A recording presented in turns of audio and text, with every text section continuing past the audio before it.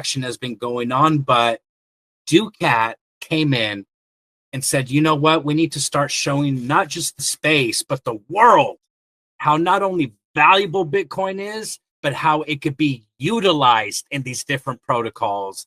And that right there is why I and the entire SagaDAO Alpha Club is beyond bullish.